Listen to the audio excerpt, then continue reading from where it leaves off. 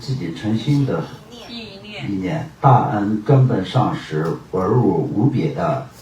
护主金刚萨埵。什么叫做护主呢？所以就是保护我们的，主要的就是我们从这个六道轮回的苦海当中需要解脱的话，那需要依靠的。那么我们就是第一个皈依三宝的时候呢，我们都是当然为了要脱离六道轮回而要皈依三宝的。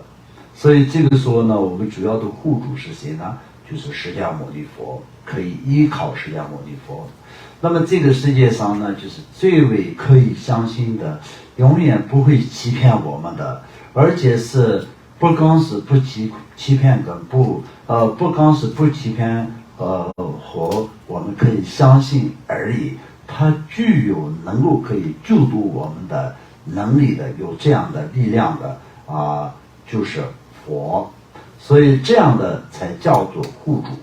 所以我们今天在这里讲的护主金刚萨埵的意思，护主这两个字呢，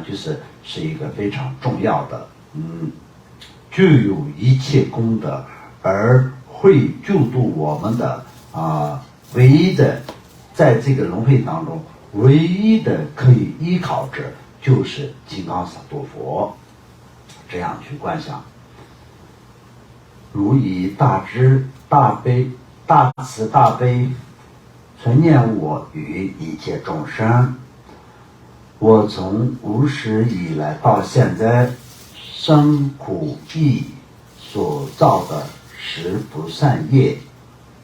无间罪，杀父杀母杀罗汉，然后佛身出血，然后还有破坏僧团，知道啊？这都是无间罪。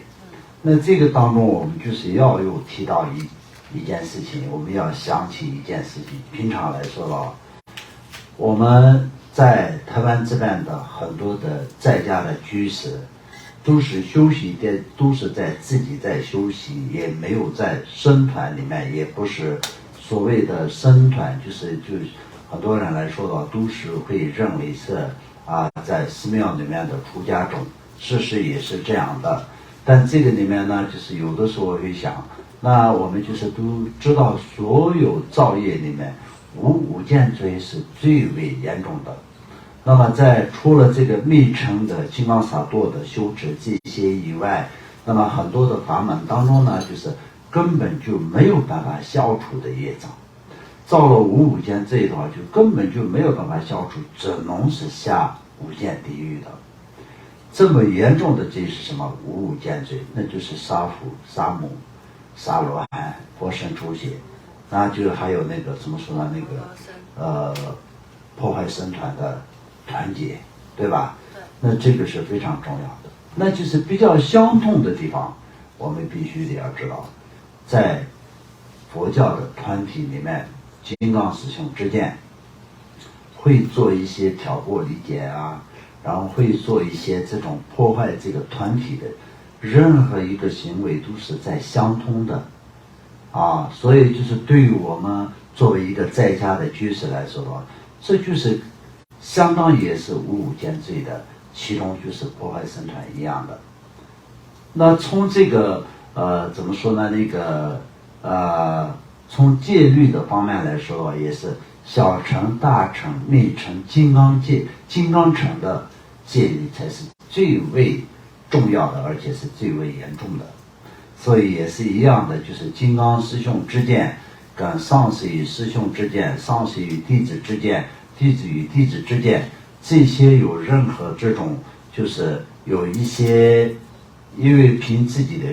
感觉，或者是听某人说什么，就是有相互有一些的这个攻击，还有相互有一些的不道德的行为，那相互有一些的伤害性的和轻易的有些怎么说呢，那个破坏两个人之间的这种团结感怎么说呢和谐，这些方面都是非常严重的。所以这个我平常也是有在讲，因为作为一个已经皈依三宝的，而且已经是接触佛法很长时间的很多居士来说的话，就这些呢，就是比平常的我们在那个十不善业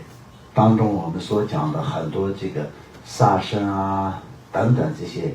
比这些更重要。为什么说比这些更重要？因为很多居士已经是接触了佛法，多多少少学习过的很多居士来说的话，这些的业是不会去造的，不会去杀生，不会去骗人，不会去做太多的这些怎么说呢，不如法不道德的事情。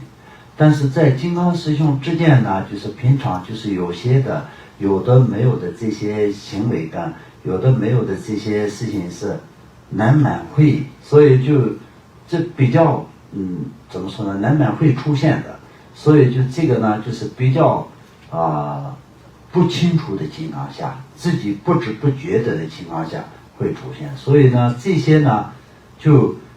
严重到就接近五件罪，对不对？所以这个方面呢，大家以后也是必须得要特别重要，而且是要特别注意。而且这是什么呢？实际上是最容易做得到的事情，因为这个呢，就是不影响你的生活，也不影响你的怎么说呢，那个工作，不影响你的家庭，对吧？对。但是呢，就是轻易的一种感觉，一种执着那金刚师兄之间平常就是讲一讲谁的坏话，讲一讲赞美谁，可能私下赞美谁，这个好像可能很难，看起来的话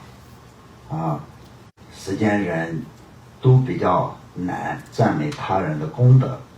如果是赞美他人的功德，从内心里面赞美一个人的功德的话，这是有功德的，这就是可以在自己增加自己的功德。但是人呢，这个是做不到的，做不到。看到人家有一些功德，有一些智慧或者有一些能力的时候呢，往往你不去赞美他，也不去怎么说呢，随即赞叹他的功德，反而就是去说他骂他，然后就导致你自己去造业。那这个呢，就是因为人不分什么民族，也不分什么就是上层下层底层人，都会有这个不好的习惯。因为这个呢就是非常严重的，它呢就是以贪嗔痴慢以五度的烦恼当中来说呢，这主要是以嫉妒而产生的。所以就是没有办法看到自己环境里面的自己所比较熟悉的一个人他更好，能看到自己最好，这才是比较开心的。所以这是什么？这就是人。